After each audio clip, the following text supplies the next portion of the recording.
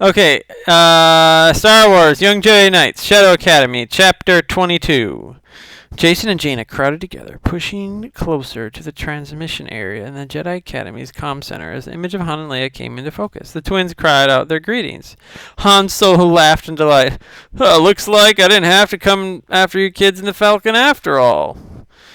And I didn't have to mobilize the whole New Republic to rescue you, Leia beamed.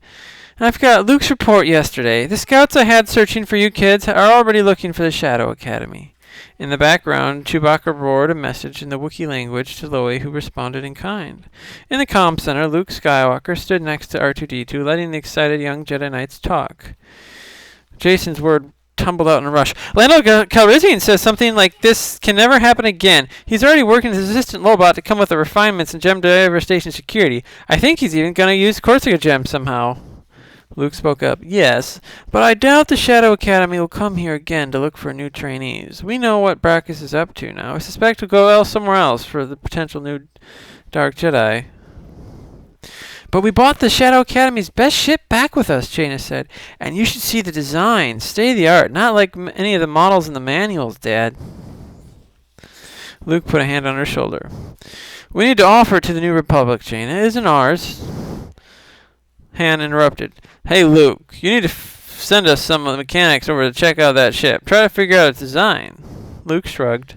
All right, go ahead if you want, but I've got a skilled mechanic and electronics specialist right here on Yavin 4 ready to start the project right away. Jaina and Loie.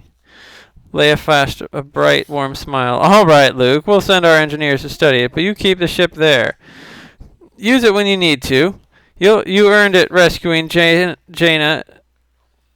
Jason, and Loie. Besides, you're an important part of the New Republic.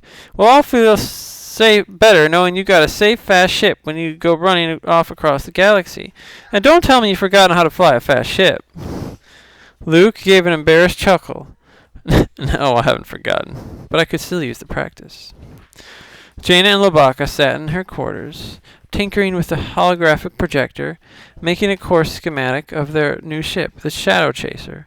The schematic was not as accurate as the one they made of Loie's T-32 Skyhopper, but they could refine it as they learned more about the Imperial ship. Loie roared as the hologram lost its focus. Master Lobaka says that he most fervently hopes that the comet will crash into the vacation home of the designer of this subsystem, said EMTD from the clip of Lobaka's belt.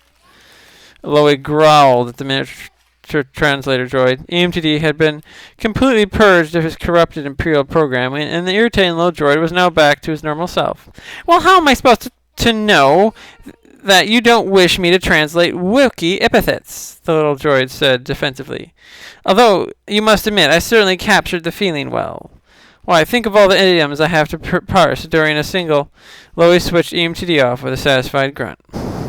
Tenelka entered the comm chamber, feeling well rested. No nightmares had plagued her since her return to Yavin 4. She wondered what would happen now that a new order of Night Sisters had appeared on Dathomir, joining forces with the Empire. But at least they did not haunt her dreams. Tenelka made contact with the royal Hapen household. She spoke to her parents, assured them she was unharmed, and passing along greetings from the Singing Mountain clan. Then, steeling herself for a set of imperious orders, she asked to speak to her grandmother, the royal matriarch. When her grandmother's face appeared on the screen behind its customary half veil, her eyes carried a smile and something else. Tenelka wasn't so sure she could read. Surprise? Thank you for remembering my call. My sources tell me I should be very proud of you, the matriarch said with what seemed to be genuine pleasure. I am sorry that my ambassador wasn't able to visit you. I am afraid the meeting will be delayed indefinitely. I was forced to send Yafra on an urgent errand to the Duros system. Tenelka's mouth opened, but she could not think of a response. But you'll forgive a concerned grandmother if she tries to find a way to look for her granddaughter from a distance, won't you? One or two obtrusive guards in a nearby system, perhaps. I think that might be the best thing for both of us. The image of her grandmother leaned forward to turn off the communication link, but just as the connection broke, the matriarch whispered, Besides, I have a feeling you weren't terribly disappointed to meet Ambassador Yafra. This, Tenelka muttered, is a fact, and she realized it was the first time in years she had agreed with her grandmother. Jason stood atop the great temple on Yavin 4, waiting for Master Skywalker. In the aftermath of the morning's rainstorm, reflected orange light from the giant planet pierced the gray clouds overhead and gilded their edges with warm glow.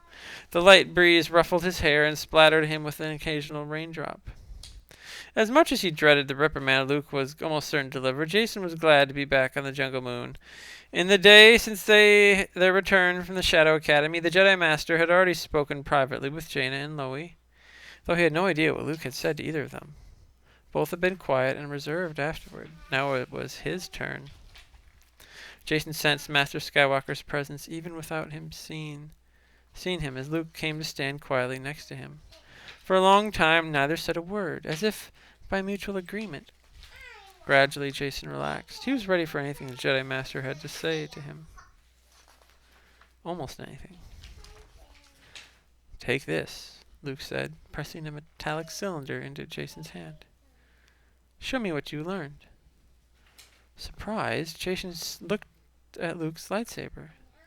The weapon was solid and heavy, its handle warm as his own skin. He hefted it, studied it, ran a finger along the edges of its grip up the ignition to the ignition stud.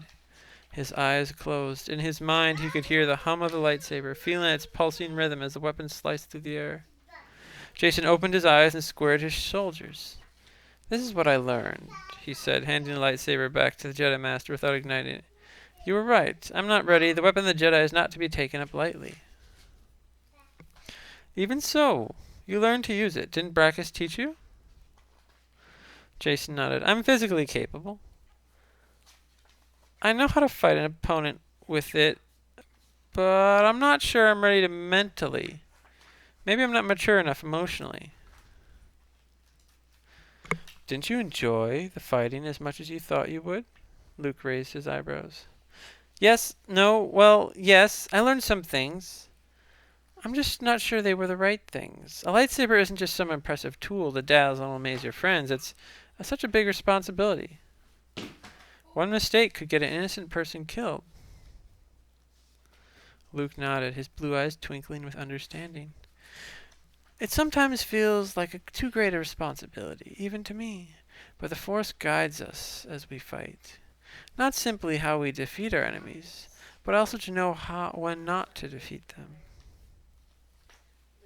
Their eyes locked. Even if what our enemies teach or do is evil? Luke Skywalker's gaze did not waver. No one is completely evil or completely good.